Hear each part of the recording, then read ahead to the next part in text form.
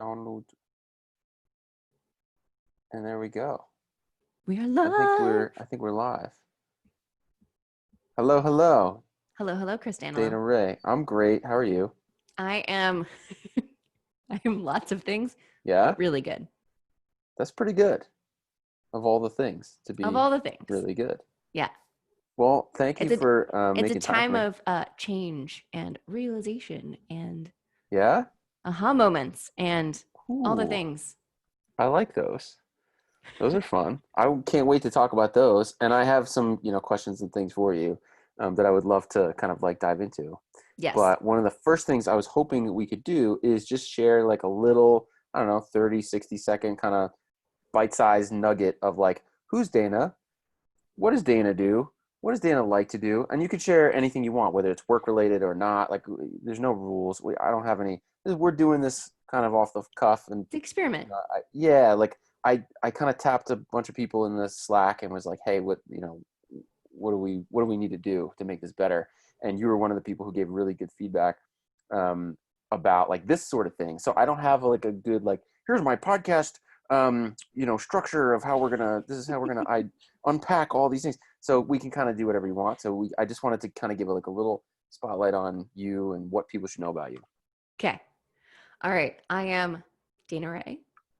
I live in the Metro DC area now, and I love it, but I miss it also because if you're watching this from another time and space, this is 2020 in America.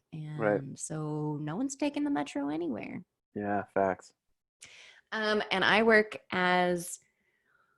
with leaders in arts and culture. I help them find the language to define and communicate their work so that they can do it more effectively and be heard and known for who they are and the vision that they have for how we human together. How we human together. That's cool. I like that sentence. You're good at sentences. So it makes sense to me that you would help other people find the right sentences to describe what they do and then to use that to be better at what they do. Yes. What? My belief is that what we cannot say, we cannot do. And that when we Yeah. put words to something, well, at minimum, language triggers a whole set of Mm-hmm. synapses in our brain to fire. So in that way, words are action. They already cause action. Yeah. And then uh, beyond that, what we have words for tends to be what we can share with other people, which is how Yeah. things get done and how change happens. Yeah. Like, so the verbal processing thing I think is big. It definitely for me, but I'm sure for most people. Like, I used to journal every single day. Like Mm-hmm. not write blog posts like for me in a journal Yeah. every day. And I don't do that anymore. I just do it kind of when I feel like I need to. But the process of that, writing it out, in addition to another type of verbal processing, which would be like having a conversation like with a friend, be like, hey, I need to think through this problem. It's so different. And I should probably do like a little analysis on the neurology of that. I think I would people would love like that. that. I will. Yeah. Can I interview about when you do that research? I want to interview about that for my audience because I firmly believe that language is not something we develop in a vacuum by ourselves. Yeah. The articulation, the way that human beings evolved, or the way that we learned as Yeah. babies was always in interaction and interaction spaces. Right. So new words create new understanding, or new understanding create new words, and that happens through dialogue and interaction with someone else. It's Yeah. not something that we're supposed to be able to do by ourselves, which is why we think we're supposed to be able to talk about our work ourselves, and it's just not how Right. our brains are structured. We have to be in conversation to even figure out how to talk about our own work. Yeah. And so the neurology of that and that dialogue, and then you go into the process of writing something down, that's like Right. having a conversation with yourself. So you're using the Yeah. same brain system of being in dialogue, but you are creating the writing for your own brain to read. Like you're having a rapid fire conversation. That's cool stuff. But Dana, I'm an introvert. I can't be hanging out and talking to people and I got work to do. I have to like I have to sit at my desk and just pump out work all day. That is what I need to be doing. I don't have time to be having all these conversations with people. and thinking about stuff. No, obviously I'm kidding. And I'm kidding, but I'm sort of not kidding because like Right. I feel that way all the time where I'm like, oh, I just need to like prioritize this work or like something else. And now just like recently, I'm like learning the lesson now of like how important it is to have more brain space to like this is not something I guess I've not learned before. I'm just relearning it, Mm-hmm. right? Because I just like went too hard in one direction. I'm like, Yeah. okay, pull my head up. Now I need to like recalibrate or introspect, retrospect, whatever it is. And I forget sometimes how important that time is to set aside to like have those conversations so that I can have like breakthrough thoughts, right? Because that's what you're talking about. Yes. That's what you're Yes. saying. Yeah. Yes. New stuff. Because Yeah. I live for conversation. If I don't have enough Same. conversations in a week, I wilt. Right. So I guess that would make me an extrovert. I don't know, but I tend to love Yeah. them in No, yeah, one-on-one there's a contexts. spectrum. Like it's fucky.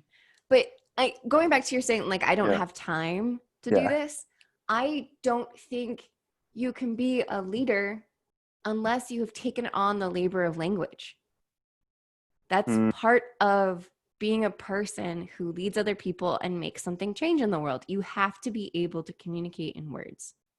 like that. That's cool.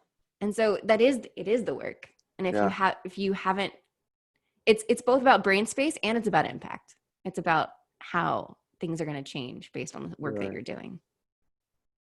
That's cool. I resonate with that. You didn't know you were going to get soapboxed. Yeah. I mean, hey, there's no rules. We can kind of No do rules. whatever. Yeah. We just do whatever we want. Just wander around. Um, so there's a lot in there that's interesting to me. Like, what do you feel like is your favorite part of all of the work that you do? What like really just pumps you full of energy? You just feel good. I mean, you were talking about having conversations. I feel like we're probably in there somewhere. Yes. Mhm. I love other people's stories, and I specifically love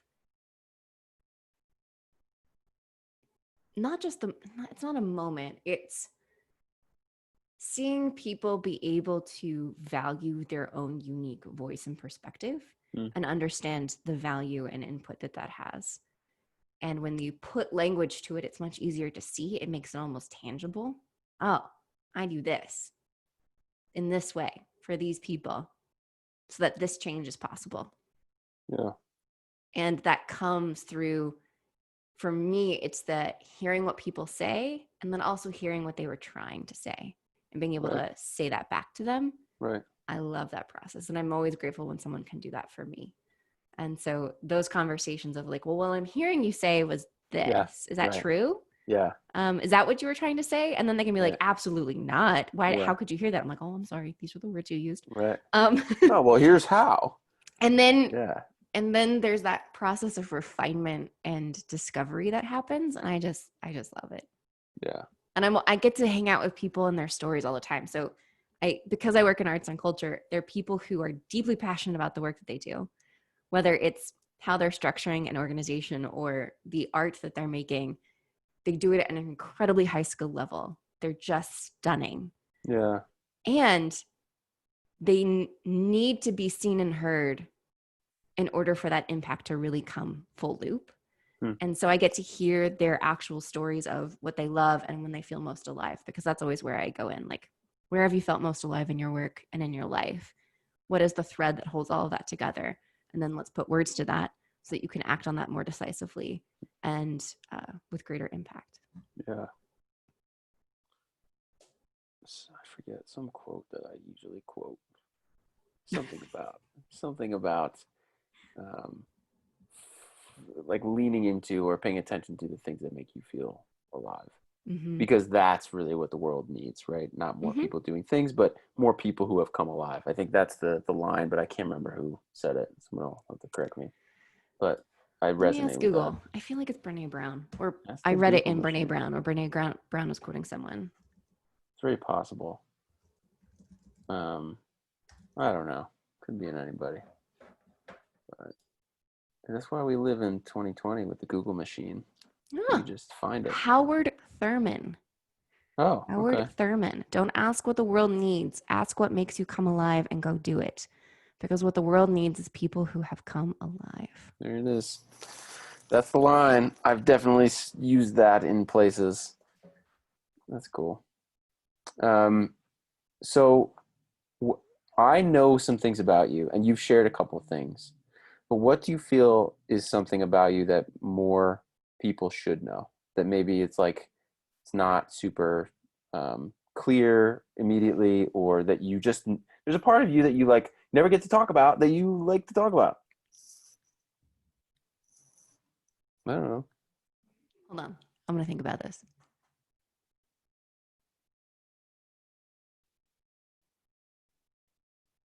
Don't think too hard.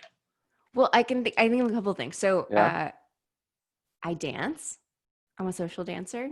So when we're not in a Right. pandemic, I get to go with lots of Right. people into a room and dance for hours at a time. So that's something about me. Mm, I bring this up all the time, so it's not Yeah. really a thing that I don't get to talk about. I lived in Bulgaria for a year. I mention that all the time. So there's that. Um, You're world traveler. I do like the world and I do like traveling in it.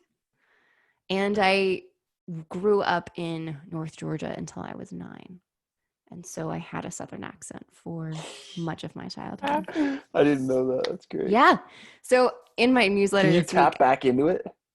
only when I'm Is that speaking possible? with someone from Georgia, it'll come out. Oh. Or I was in Texas for a brief vacation in March before everything got shut down. Right. It's starting to come out then. And you heard it come And back. Robbie was like, "What is happening?" Who Robbie's is my husband. But this week in my newsletter, I shared the first page of my childhood diary from when I was 7. And I spelled phonetically because that's what you do when you're 7. Right. And I spelled phonetically in a Georgia accent. So I said, my family and I went Phonetic. my family and I went hiking, but I spelled it hacking.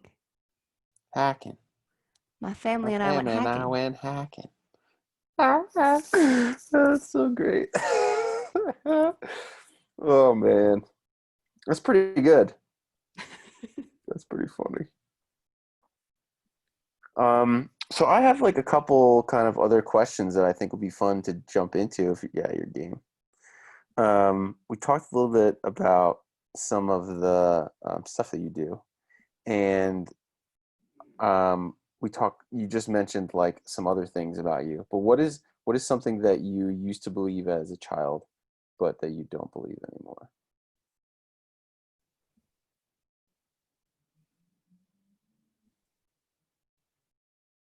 As a child, does it have to be as a child?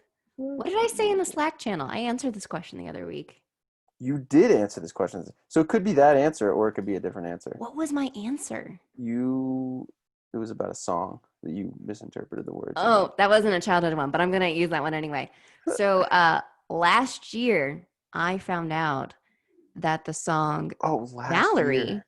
last year, I was at a dance event and I was like, the song Valerie by Amy Winehouse. Yeah. I thought forever the lyrics were, so why don't you come on over by the way? Oh, By the way. So why don't you come on over by the way? by the way, By the way. Instead of Valerie. Valerie. So I asked Robbie and my friend Antoine, I was like, what's the name of that song where the chorus is, so why don't you come on over by the way? And they were like, Valerie? You mean What? yeah, that you have to reach for that. If you get the line wrong, you got to dig deep because you're like, "Oh, that's harder." That's pretty funny. All right, I got another one for you.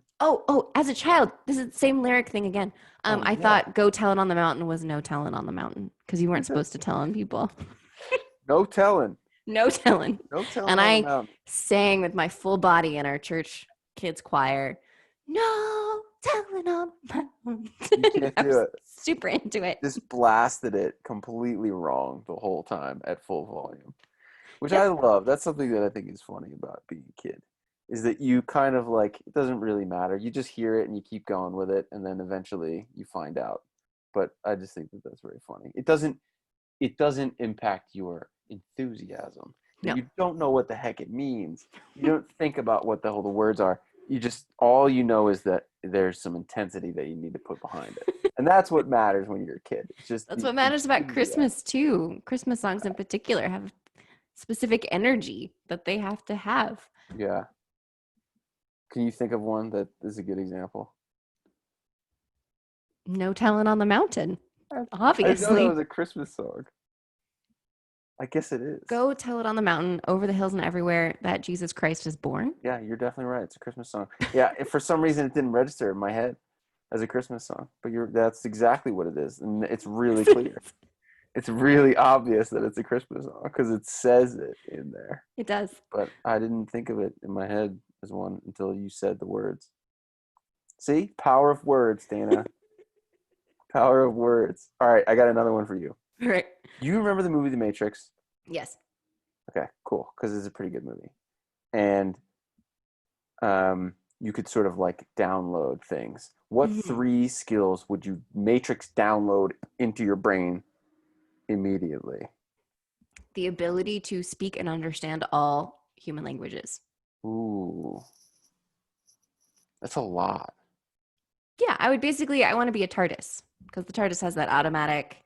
We're switching universes here to Doctor Who, but the I TARDIS was has gonna the say automatic that sounds translator. like a I actually thought it was Hitchhiker's Guide to the Galaxy for a Oh, second because I don't know Doctor Who universe, but there's like a bug in Hitchhiker's Guide that you put in your ear and it just does all that. uh, Anyway, that's what I yeah, want. I want that. Um, I want the ability to apparate from location to location. So again, Harry stealing Potter from another universe. universe. All right, I'm all about stealing from I universes. want to be able to apparate to other locations without having to get on a plane and do that. It's too Yeah, much. that seems really useful. You save a couple $100. Yeah, And your leg blood flow. Just think about all the circulation issues you could avoid. pretty good. And then the third one is never having a painful period ever again. I can't even empathize. I cannot imagine, but that does feel like a superpower. I feel like that's something that we should be able to fix in the Matrix. Like there's a bug somewhere that this It's a body skill functioning that you should be just, simple. yeah. Dang, man. That I'm just grateful that I don't have to deal with that. But yeah, that's a tricky one. It's funny because like sometimes the answers to those questions could be like, oh, interesting, like tell me why. But that's a really good like, It's an obvious one. Yeah. even though I've never experienced this, I can't, I don't even want to go down there. It's just a simple thing that really shouldn't be an issue, and it definitely is. So we'll just fix it. First round Matrix. First round Matrix. Okay, well, while we're talking about other universes, Mm-hmm. let's just say that you, after our call, you were abducted by aliens and you got beamed up into their spaceship and they had you, oriented and they were like, okay, tell us about your situation. What would you tell them about humanity? What would you tell them about the human race? Assuming that they were, okay, should be some ground rules. Assuming that they were like benevolent aliens Yeah, and yeah, their yeah. intention was very just much to learn about what we do and how we So intergalactic research mission without any colonialist agenda. correct Okay. purely like great ethos, Mm-hmm, mm-hmm. benevolence, just kind So they're of we'll not keep that human. facts. They're definitely not. Okay. I would say human beings are driven primarily by their imaginations. So what they imagine informs what they're scared of, and what they imagine informs what they love. And so if you can tap into human beings' imaginations, you can rule the world. Or not, but that's how they Whoa, operate. can we get in there a little bit? Sure. I don't know, can we talk more about what that means? So I've been thinking a lot about imagination recently because of the Black Lives Matter movement. Yeah. And right before it re-kicked off. It's been in existence for Sure. since 2013, really. But I had a conversation with JT Perry, who's been a longtime friend and conversation partner, and she was talking about, well, it was my conversation with her, so that's on my blog. I'll share that in the Slack channel. But Yes, she please. references this line from an academic and abstract painter, Dr. Ashan Crawley, and he uses this phrase, the otherwise possibility. What are the otherwise possibilities that we can be imagining? And then there was an interview with Ocean Vuong in On Being, and he says this line to Krista of, we say to our students that the future is in your hands, but I think that the future is in our mouths. Hmm. We cannot build a world that we have not yet imagined and spoken of yet. And so when I think about what it means to be human, it's primarily about our capacity to imagine both terrible realities and hopeful possibility. Mm. And then, like, how do we reconcile those? Mm-hmm. Right? Because, like, my brain is boring and it goes straight to, like, cool, what can we do about those sorts of things, right? There's the concept, and we can't really build, right? There's a classic example of, like, we can't really build the automobile if all we can think about is the faster horse, right? Like this Right. kind of, like, That our sort metaphors of can confine us. difficulty. Yeah, like this inherent difficulty in innovating, because sometimes that next thing is not, it's not even close to the direction that you're going. Yes, it achieves this goal that you wanted to achieve, right? Going faster or carrying more people or more stuff, like, sure. But you could never get there by evaluating the horse. Like, you could never be like, okay, what else could we do? Like, you would never, it would never happen. And I think that's really difficult. Like, that whole the concept of innovating. Except for the fact that the horse teaches us about movement and speed, and the bird teaches us about moving in the air. And so the science of those things, we cannot technically innovate or build ourselves a horse. Right. But the idea of wanting to feel that speed of a horse or wanting to feel the movement of a bird in the air, Right. that's what has driven us to build the airplane. And so the imagination of what would it be like if is the question that then results in people jumping off sand dunes and Kitty Hawk and North Carolina. Mm-hmm. Yeah. Pretty cool. And so if we can't even imagine what it would be like to live in a world where your access to housing is not impacted by the name that your parents gave you or the skin that you were born in, right, then how can we even build that into a possibility? And so imagining what things could be like, I think, are still useful as, and then underneath that we ask, what are the values, what are the features of that imagination that we can then take action on, rather than replicating that picture in our head exactly. Yeah, you definitely kind of have to strip it of its self. Like, you can't, like what you were saying a second ago was thinking about the most basic element of the thing, which is the speed, right? Or maybe even the way that it moves through the air, right? And, like, understanding the physics of that would come from studying it. But even then, like, you're not looking at the thing. Like, you're sort of like, not the saying, like, this is how innovation works and this is how we should think of it, but, like, I'm just sort of trying to strip it down. Like, if you did strip it down enough to just think about its core kind of components, like, what might you sort of come up with? And that's actually what I do with my clients and their stories. So it comes from a Quaker mystic named Parker Palmer. And he has this book called Let Your Life Speak. And he talks about the story of him as a child drawing pictures of airplanes and stapling them together and labeling them. And he thought that it meant that he wanted to be a pilot. And then he looked back on his life and said, no, I'm a writer. I make books. I have always made books. Even as a child, I was making books of my illustrations. Right. And so it's this idea of saying, well, let's go back into our stories of feeling most alive and not just take the surface Mm, details as the first answer. Let's go underneath and say, what were the features? What were the values at play that actually made this come alive for you? yeah. And then let's trace that across time. What are all these other experiences that you've had where you've had a similar feeling? Let's draw that line. Let's figure Yeah. out what the shape of that curve is. And I Mm, think we can do that with what we imagine is possible and the future that we want to see happen. We can put all of those ideas into a collage and then say, well, what do they all have in common? What is the feature underneath all of them? When we strip away the metaphor of the horse, well, what right. do they all have in common? Well, they have speed, they have motion, they have getting from place to place. Well, how do we build for that? Right. Um, but I think that we can, by assembling the imagination, we can then go underneath that and ask, what are those features for innovation that we're trying to build Mm. for?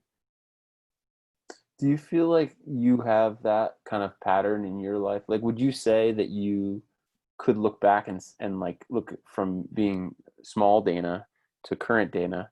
Like, could you go back and say like, oh yeah, these are the habits, like not habits that you Yeah. like invented, but like the sort of repeated kind of Yes. like behaviors? Yeah. Yeah. So I told you the story of like writing in my journal and writing. I'm from North Georgia. Yeah. I went hacking. Hacking. I went hacking. Um, that first page in my journal, I have a picture of myself in that moment writing. My mom took this picture of me while I'm writing on the first page of my diary. And I'm standing on an overlook in the Blue Ridge Mountains. Was the Blue Ridge Mountains? I don't know where we were. We were somewhere. We were somewhere in mountains. And That's really what, if you strip it down, that's what strip it matters. down. There were mountains. And They're I was mountains. standing on an overlook that someone had built so you could see the view. And instead of looking at the view, I'm looking at the piece of paper and I am writing down that I was on a hike and I saw an overlook and it was beautiful. And Right. so I'm in the moment and I'm already writing in past tense. Right. Like, so I have this instinct of wanting to document and capture and Right. narrate and remember Right. and hear what's happening and also like write it down. So like my relationship with language started really, really young. So like that's just one story of Right. Dana has always been Dana and will Right. probably always be Dana. Right. That's pretty cool. Yeah, I like how that ties in. And it's pretty cool that you're doing it. Like, right. I also Mm-hmm. think that like a lot of people, excuse me, like a lot of people like they're like, oh, maybe they have an answer for that, but they're like, but sell widgets or something. Like, but Yeah. I just do this. I sell commercial real estate, Well, I or think it's whatever also, their thing is. yeah. Well, I think it's also dangerous to conflate who you are with the job that you do. Hmm. And so who you are can express itself in a lot of different ways, but there is something to be said for looking for the places in your life and in your work where you will be rewarded and celebrated for being that thing. Right. And that it's really, whether it's a relationship or a friendship or a job place, if those things are not celebrating that through line of who you are, and helping you see and be that thing, like that's just depressing. Yeah. So, and I Do don't you? know if it's as much about bravery of like choosing to do the thing as it is about, I don't know, just paying attention and trying to get there. Right. Yeah, that's a really good little nugget too about bravery and rah rah and motivation stuff. Because I write about that stuff all the time, and it's Yes, you not do. really. Oh, I do, and it's sort of an impulsive. Like I kind of can't help it Well, that's because because I you're feel you. what's that? That's because Yeah, you're right. you. Yeah, You've exactly. always talked about those things. Like I Yeah, don't even know how long I've known you. I've known you from at least 2014. right. Yeah, It's 2014 is probably probably when I met accurate. you. It's probably Hmm. close. If not, you're close. Yeah, definitely. Um, but it's so not like the thing. Like it's not Hmm. it's part of the requirements for like having a fulfilling and probably successful life. And I say the word successful like in this way where like I was just talking to Dave, who you'll see his video later, but we were talking about like the definition of success and like how I'm using it versus like how might we define it. So I'm going to say the word Mhm. success, but I'm going to let everybody else decide like what the hell that means. I think that like the rah motivation stuff is important part of it, but it's like certainly not the only part, and it's I don't even think it's the biggest part. Like, you know what I Can mean? yeah, yeah. So why do you so I don't all right, shout out to Dave because I know. believe that how we define words defines it determines how we use them and what happens next. Right. So and also words are tricky because they have individual meaning for each person. So we have to be really clear about what we mean Right. when we use certain words. True. Because your relationship with the word success is different than mine. Yeah. And the conversation only works if you've told me what your definition of success is. And I've Right. told you what mine is. My definition of success is being able to do whatever I want. And whatever I want really just for Yeah. me is like helping people, right? In some way. And I kind of see my impact in this like in a couple different ways. But right now, when I think about success, like, yeah, guess what? Like money's a big part of it, right? Like having the ability to not work on projects I don't want to work on, right? Having the ability to like just kind of say no to anything, Mm-hmm. that feels really good. That feels like success to me. Yep. Like versus being a slave to whatever inbound, lead you have. Like that doesn't feel like you're in control. That doesn't feel like a successful person wouldn't be like, oh please, like help me find more work. Like no one, like no successful person would do that. Maybe, I don't know. Everybody, go ahead, decide where. I'm not your dad. Decide wherever you want. Like right.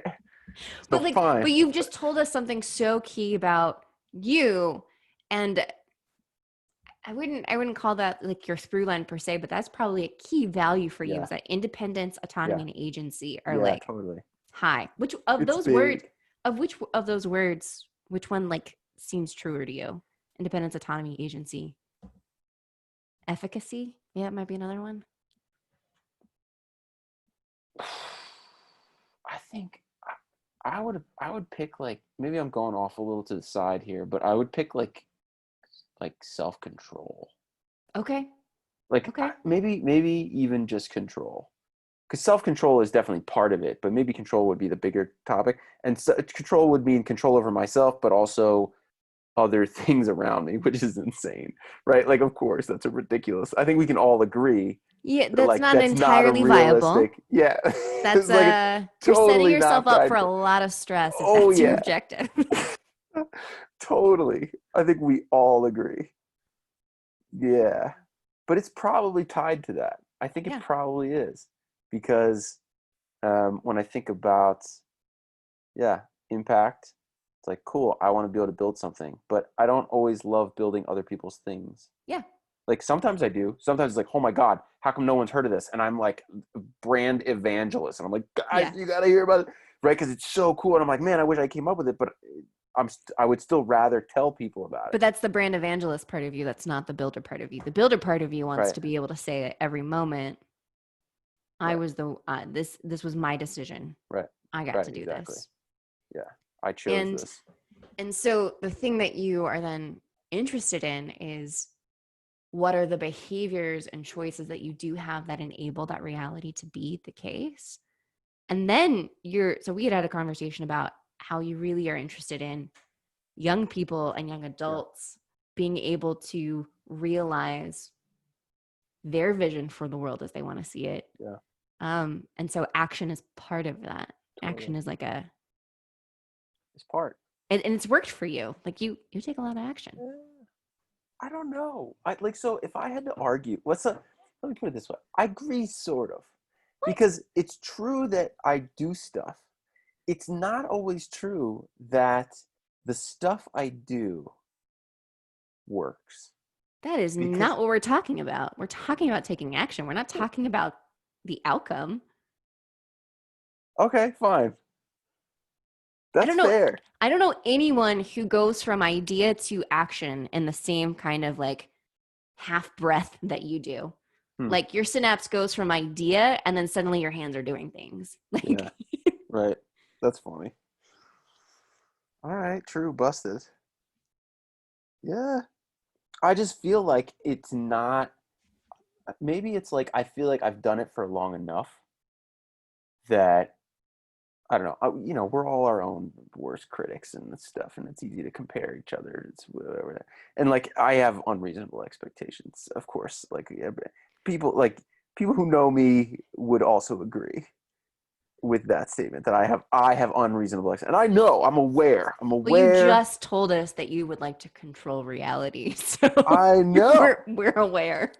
I guess maybe that would be my Matrix download or something. Like I don't know if That that is would be that's a the download that you could download, that's but just taking the pill. ooh, The whole matrix is controllable. we just got like deep into the Matrix right now. That was really good. Yeah, it's taking the pill. That's red pill, blue pill stuff. It's a great movie, but also, um, yeah, I don't know. I don't have a good follow up to that, other than I think that it helps. It's like it's a. I think what I was trying to say was it's an important part of the pie, Hmm. right? But like it's not the only piece, and it's definitely not the biggest piece in my opinion. What's the You biggest know, piece? I don't know. For some people, I think it probably varies, right? Because for some people, the biggest piece is luck. For some people, the biggest piece is I was in the right place, right time, scratched off that lottery ticket, whatever, But like some people, it's luck. Like for me, I would also consider it luck because I feel like I won the genetic lottery. I'm a 6 foot tall white heterosexual male in America. Like, I don't know. Those are pretty good odds. Don't you think? Right? I just So I think I there's struggle luck. with the word luck. Ooh, okay. Um, and that's because I was raised to not believe in it. Huh. And it was considered like so I grew up and in the evangelical Christian world. Yeah, that's Um, right. You posted about that. That's cool. yeah, I so can't wait to hear this. This is awesome. so part of that was this belief that to believe in luck is to believe in randomness, and we don't believe Right. in randomness. We Right, believe right, right. in God's action. Was kind of Right, the right. thinking there, and so, but I don't think that's why I still have an issue with the word luck. I just think that you being born to the people that you were born to is not a matter of luck because you wouldn't be you if you were born to someone else. You would be a different person. Hmm. And so Right, it's just a fact. The fact is, right. also, it's not really luck if it's like systematically oppressing other people. So, like, someone built that shit. Like, we're Right, not, it right. didn't just like happen. Right, So right. I think you're thinking on a very individual scale Mm-hmm. when there's these other pieces at play. And so Mm-hmm. there's, I would call it privilege.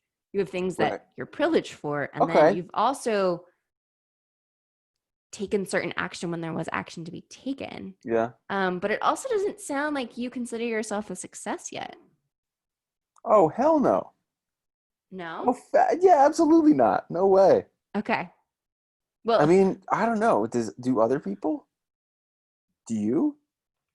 Not that there's a right or wrong answer. Like, just to be clear, that was not a trick no, question. I'm not saying no. that I know the answer. I don't know. I just that it didn't occur to me. I do know people who think that they are a success. So you Right. introduced me to Jason Zook forever Yeah. ago when he was still Action Army. Yeah. Yeah. Yeah. And he and Carolyn have very specific metrics of when we Yeah. reach this metric, we stop working. Right. And so they have a monetary definition, they have a lifestyle Yeah. definition of like life is good when it looks like this. Right. And there's a sense of agency of not being fed other people's stories of what success means, but Right. defining it for themselves. And so Right. I don't think they consider their work done. I think saying your work is done and being a success are different things. Yeah. Okay. That's a cool distinction. And so I don't consider myself a success yet because I haven't seen the impact of my work that I really want to have. Right. But yeah, but that's But also do you part of the feel self like, doubt game. ooh, I want to talk about how that plays a role. But the first thing, because that's like a side, that's gonna jab right, that's gonna wedge right into this conversation. It's gonna be great. It's gonna be messy, and I can't wait. Um, but the thing I was thinking that you just triggered in my brain was around. Oh shoot, no! I hate when I do that. I hate when I lose the thought. We go back for 2 seconds with me. Yeah. So I was saying about success and definitions, and you had asked if versus I consider versus the work being being done. done. The work being done. Is my So work done? you were talking about your clients Mm-hmm. and how you don't. How did you say it? You don't feel like you're there yet, but I feel like there's I probably. haven't had the impact that I want to have yet. But you feel like you know what it looks like.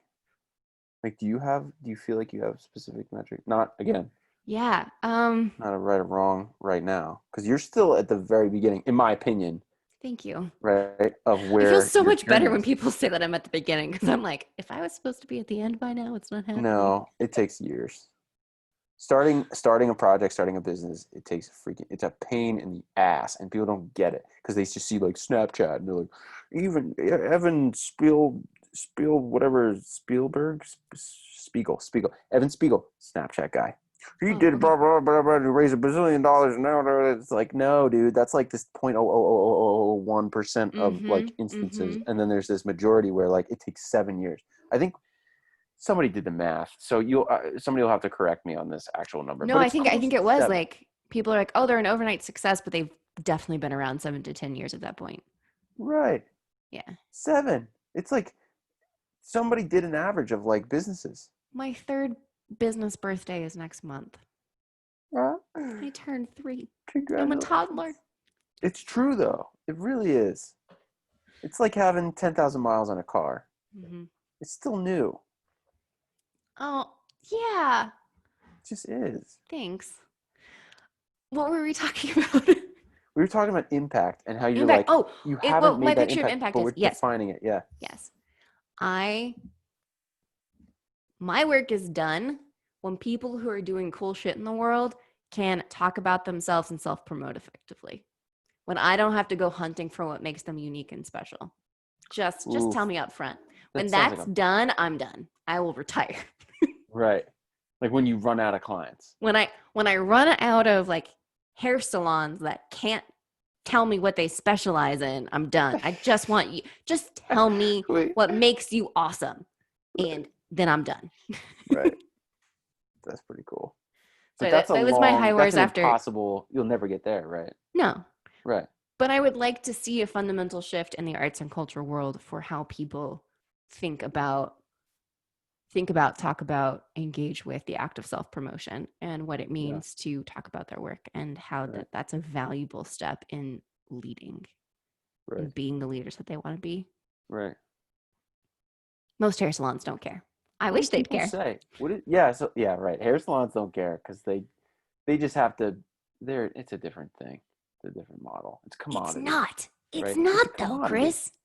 Tell me about that. Okay. I moved cities last year. Yeah.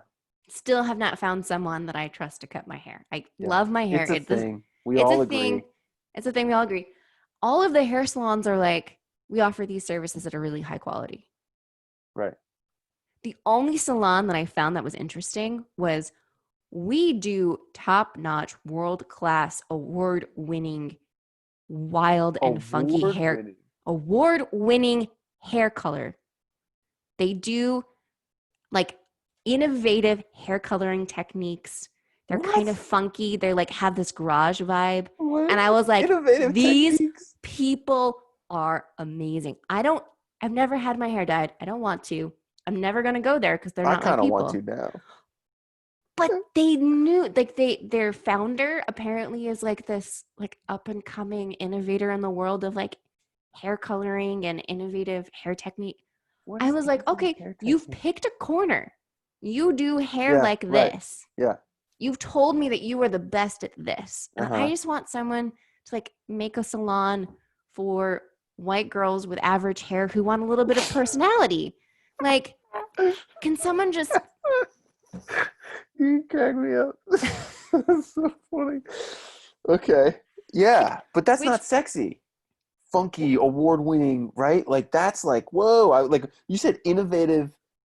You said I know I'm not innovative even hair saying color. it right. I'm gonna refine this hair It salon, sounded but like I had the I weirdest things in my brain. I'm like walking into a jungle kind of space, and there's like orangutans, and and I'm like Oh, seeing like a no, no, no, no, no. It was more like the more vibe is like a street graffiti, urban street. artistry Oh, kind of vibe.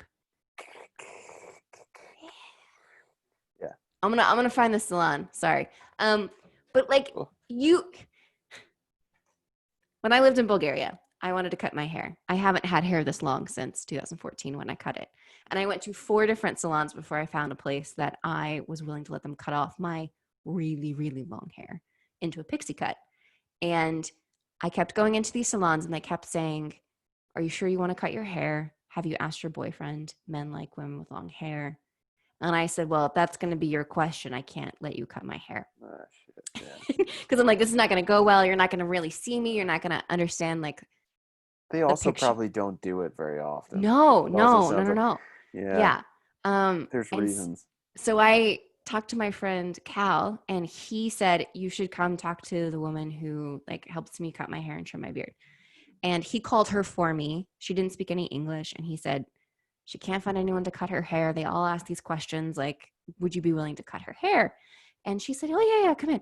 So I came in and sat down, and she was asking Cal questions for me, and he was translating. And she said something, and she said, "If you want to change your life, it is my job to help you." Whoa. And I said, "Do whatever you want to my hair." Oh my God. She didn't speak English. She said this to me in Bulgarian, and Cal translated, and I was like, "Whatever you want to She's do, a whatever you want to magician. do." Yeah.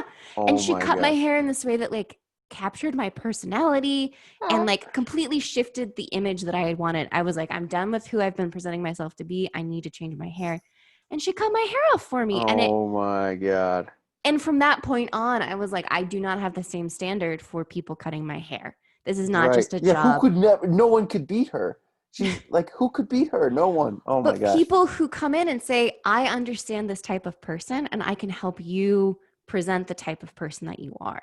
Right. And so I eventually Right. found someone in Pennsylvania who could cut my hair the same way, who would listen to me and listen to where I was in my life and what I was going through and what stories I was going through and understood what kind of energy I needed, what kind of presentation I wanted to offer the world. And she would cut my hair to help me do that. The Yeah. only times that she gave me bad haircuts were when I was in a transition point, and so she couldn't read me effectively. Yeah. She gave me a haircut for something that I ultimately ended up not wanting at all. But that was kind of on me. That was a collaborative mistake. Hmm. And I'm like, cutting hair is so important and valuable, and it changes the way that we're able to like, be in the world. You talk to people with black hair, like instead of my white thin straightness, like finding someone who will help you communicate yourself and to care for your own hair, that's like a spiritual practice. Hmm. So like I don't think that there's any, but I don't think the economy of hair salons thinks that way. No way. Yeah, no way. That's what I look for. I That's what look we were for, just talking about. is the salons actually going to not just listen to what I want in terms of the pictures that I bring in and the style that I say they want, are Right. they going to try to see me as a person and help bring that person out in how they cut my hair? Hmm. That's like that is an upper level kind of um I don't think it should be upper level. This should well, just should, be. right. Of course. I'm an idealist, Of Chris. course. But I live in also what should like be. there's some there's I don't know, there's some like businesses that like I don't know how that would the more commoditized the thing is, the harder it is for me to feel that way. Like I think haircutting makes sense now that you've explained it. At first I was like, it's a commodity. What are you talking about? It's all the same. And you're like, no, when someone says I will help you become whomever you want to be, you're like, fuck yeah, I want to get a haircut by that guy. Like, yes, absolutely. That makes perfect Like sense. you watch Queer Eye and they do that same thing. Like the haircut portion is a big part of the change that person goes through that week. Right. Huh. See, like I needed you to say that because I was like focused on this other thing. I think there's probably a line. Like I can't imagine how like a trash company or like a utilities company would be like, we want to help you take out the trash of your lives. You know what I mean? Like I don't know how they would do that. That seems harder. So there's probably a line. Like it's probably like a lower limit to like how you could like how far you could go. I don't know. I'm willing to be wrong. I'm willing to be wrong about that statement, but I just like, I don't I know. mean, That's cool. I like the there's way you describe there's a reason I fit better in the arts and culture space. it. Right. Like, I think of haircutting as an art form and a Right. statement of like culture and identity. So Right. Well, like it really, it does kind of like reflect that. I think that makes sense. I've always, well, always, not always. But recently I've been like more interested in the most utilitarian kind of like setup that I can have that doesn't make me look like an idiot. I don't know if you remember that we went to a wedding, our friend Christian's wedding recently, like a few months ago, and it was a little short. That uh-huh. was because a couple weeks ago, prior, I had like completely shaved my head. Oh, okay. Yeah, Odessa, my partner, was not happy about that. She like flipped. She was like, she thought I was like going through like a mental thing or something. It was not, which is not true. I was just trying to like, not spend money on shampoo because that's like how insane, psycho, cheap I am about utilitarian things. But I think that fits in your, well, what else are you going to use that money for? I think that's a question. So for So, me, paying to have yeah, a haircut that aligns me with myself and how I communicate myself is worth it. right, But right, that's and also my yeah, primary value is right, alignment of inside and outside. which is the thing. That is the thing. I just wrote a blog post on dissonance, aligning your shit. Like when your behaviors don't match your values. And that's like a big deal because I felt like I had values that I spoke about and then the Hmm. doing was a different it was not congruent. Lee Erickson And talked to me about this one time. He yeah, was like, you can't say you value hiking if you never go hiking. right. Yeah. So it's not a value then. Right. It's just a thought that you wish you valued or something. I don't know what it is. It's like this weird thing. Aspiration. An aspiration. It's like we were just talking about Derek Sivers. Derek Sivers how does he describe it? He was describing a time where he used to be a musician, like a touring musician, who's professionally has all his income came from it. And at some point, he was running a business, and then he was writing books about running that business, and he sold the business and did this other stuff. And at some point, years later, he was just like getting anxious when looking at his guitar because he's like, I should be playing, I should be practicing, doing that kind of stuff. And at some point, it happened enough that he was just like, I think I need to let this go. Like, I think I Mm-hmm. need to let this Mm-hmm. part of me go so that I can focus on my writing because it's like it was me and that's okay that it was, and now I don't need it. Like if my relationship now with this thing is that it brings me guilt, that's probably not very healthy versus Mm-hmm. before when it used to bring joy. So it's Yep. like this transition, right? And there's no clear like today it's joy, yesterday was guilt, Mm-hmm. tomorrow is whatever. Mm-hmm. There's no really clear line like this happens over time. So take it for what it's worth. But like I think like having that experience enough times, if we could just be smart enough to look inside ourselves in those moments and be like, I wonder what I'm thinking. You know what I mean? I wonder what, like, my body is telling me something. I wonder what it means. Like, I wonder what I could do about it. I don't know. That just felt like a relevant example to like alignment and values. So uh this just brings up like a really vulnerable story for me, but I'm gonna go for it. Um, No rules. You can do no whatever you want. rules. No rules. No rules. Yeah. So my natural tendency is to want everything to be in alignment. So that's a value. Yeah. But one of the things that your story reminded me of is that we are not one thing. We are complex. Yeah. And so it's Hmm. not that, so he decided he needed to let the guitar go. Yeah. That's beautiful. Yeah. And that decision was not clear because for a long time he actually had two minds about the guitar. One part of him really, really wanted to play it, one part really, really didn't. And Right. I went through that in my 20s when it came to my religious identity. And I Ooh. thought that I had become a person who lacked integrity. But what I actually was, and I couldn't understand why Yeah. my behaviors and choices were not matching up with the person I had said that I was. Right. And so I thought that I lacked integrity, and that was like devastating to me.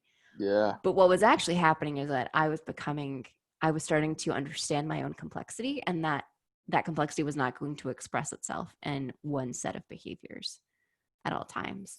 And so having space to be complex and to have different needs take priority at different times is something that I've had to work on in therapy. Yeah. Love therapy. Yeah. But there's I think a everyone should have therapy. to go to therapy. I'm serious. I really believe that as a person who studied brains. Yeah. Yeah. And the last methodology that my therapist was trained in was internal family systems. Okay. And it's this idea of assigning personas and identities to these different conflicting parts of you. And that there are different parts of you that have grown and developed with different needs, sometimes in conflict with each other. They're polarized. And when we feel internal conflict, it's not always because, well, your true self wants something and then there are social expectations or wanting something else. Sometimes it's like very genuine parts of you want and need different things. Yeah. And then the whole practice is to connect with what's called self with a capital S, like your self. In yoga, we would call it the witness state. It's the it's the part of you that observes and is, rather than the person responding or reacting. Right. And connecting with that, and then being able to make decisions from that place of what long term needs to be happening. And so, for me, integrity has now become, rather than doing what I say I'm going to do, it has become making sure that I say things that are in alignment with who I am, whether that's the complexity or the contradictions or the integrity of it, or the integratedness, not the integrity, the integratedness. Right. That's a really powerful, like, thought and tool to use, that like sort of observer. Right. You just zoom out and get away from your own feelings and just kind of look at it from some other perspective and be like, and it was impossible for me to do when I first started. It sounds really hard. It's like learning any new physical skill. Right. Like, I remember when I started to learn to dance, like I couldn't move my hips. Couldn't do it. Like my brain and my hips didn't talk. There was no, and you just keep trying and trying and trying. And then someday your brain just goes, oh, and you're like, oh, cool, thanks. Yeah. Literally could not do that yesterday. Right. And practicing that kind of observation so that we can be with ourselves and make those choices that are in integrity between the inside and the outside. Right. Takes time. Yeah. Yeah, it does. All these things. See, that's why the Matrix download is so good. Because it doesn't take time. You just have it. And then you're done. And then you're done. And we can move on. We can keep going. So I don't even know how long we've been chatting. An hour. Okay. So we should probably like maybe go speed round on some of these questions that I have left. Oh, Lord. I thought we had just given up on the questions at this point. No, I do want to ask like maybe one. I'm not going to ask you all of the things. It was no intent. Like I had no. They're really there to just like spark. Oh, okay. Thoughts, cool. I think, in my opinion. I didn't know if we were doing like. I don't know if we were doing like a Facebook quiz, like rapid fire, 10 minutes, we're done, goodbye, or if this was like. No, I feel like it would be. I think it would be more valuable to do kind of whatever we want, in addition to some kind of brief intro. And then also this other section that I wanted to append here, which is like, just what is something that you would love to share with our little community that we have? And then what is something that you hope someone else will share with the community that we have? Share as in a tool, a resource. Any of those things. I feel I was a little skeptical about my own question here because I didn't want it to sound like asking people to contribute their time or money or like I don't know. We don't need people to like show up and run a workshop on how to create a brand or like that's not what I mean. I just mean like feedback or like thoughts or like, you know what I mean? Or specialty, like a specialty in something like that you think is really cool that more people should know about, or like, I don't know, just sort of just something that people should share that you could share, like that's unique about you that you can add to this community, either perspective, whatever. It doesn't have to be this sort of like, got it.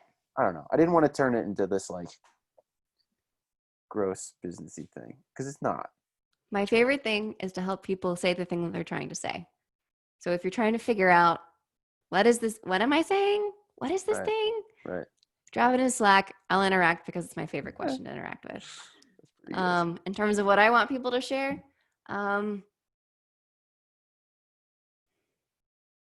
I love it when people just share their favorite things that they're working on. So that always Yeah. gets me really inspired and excited when someone's like, I did a thing and I'm really proud of it. Yeah. I get really celebratory and I will throw you virtual confetti. Virtual confetti. Who doesn't love virtual confetti? I love virtual It's confetti. really good and you don't have to clean it up. So I think there's perks. That's pretty cool. And for consistently, my gap in effectiveness is always in identifying systems that are going to work for me. So if you're a systems Hmm. thinker and you just want to like share how you think about structuring your workflows, or Oh yeah. I'm always talking to my husband. I call him my chief strategy officer because I'm always like, I know where I am and I know where I want to be. Yeah. I have no idea what happens in between those two things. Yeah. I always go talk to him. Yeah. I do systems thinking all the time. And Robbie, who I know, is also just he's amazing at that stuff. He's really sharp. Um, cool. Thank you, Dana. Thanks Thank you, for Chris. hanging out with me and making this really fun conversation and not a stuck up like boring thing that I don't know, doesn't really go anywhere. So I ask a bunch of rigid questions. This is awesome. This is a lot of fun. We got to talk If that about happened, I would be like, Chris, are you okay? What happened to like you? what Are you happened. like, are Are you you? taking Did you not sleep something? enough? What's Is there- happening? I don't. I mean, I wish that. See, that would be a superpower. I wish I had. Is I don't have to sleep. But that probably we could talk about that for a little I nap almost every day. while. You know what? Like, first of all, who cares? Secondly, um, I think it might like have an impact on your mood and like um, productivity, for lack of a better word. So I'm kind of like I don't know. I'm now at a point in my life where I'm shifting from like the day to day tactical like here's how we get shit done, which is useful, but like I'm shifting more to like this more flexible mindset of like maybe I need to go for a walk because a walk will allow me to think and then I'll have a breakthrough idea and then I'll come back to work and I'll be more productive. I'll be more productive because the work I'm doing is more valuable or less effort and it only took me a half an hour walk or whatever. You know what I mean? Versus like, no, I must sit here until it's done because I'm a monkey move type, monkey type. Like that's like Well, the I think I would then, your next stage of revolution is going to be, I can do things because I like them versus yeah, they're for sure. useful. Yeah, that's hard because useful is the word. Like is never a word. That's a whole thing. That is a whole thing that I have to wrestle with because My next question would be like, so how do you define useful? What does useful feel like when you think of something being useful? Because yeah, it could be a core word for you, or it could be a lie. Hmm. it could be. We don't know. My whole life could be a lie, Dana. And on that note, bada bing, we'll wrap it up. Dana, thanks for hanging out with me and making this Thanks, Chris. fun and sharing your insight and stories and like being a little vulnerable there. We talked about hairstyles. We talked about commodities. We talked about all kinds of fun stuff. So thanks for being here and sharing and being part of this little world, being part of my world. And I can't wait to hang out. In person. Yeah. Screw you, COVID. Yeah. As soon as Thanks, Chris. flights, I don't know, whatever. As soon as we can get back on the airplane. Cool, girl. Well, Alrighty. all right, girly. I'll see you soon.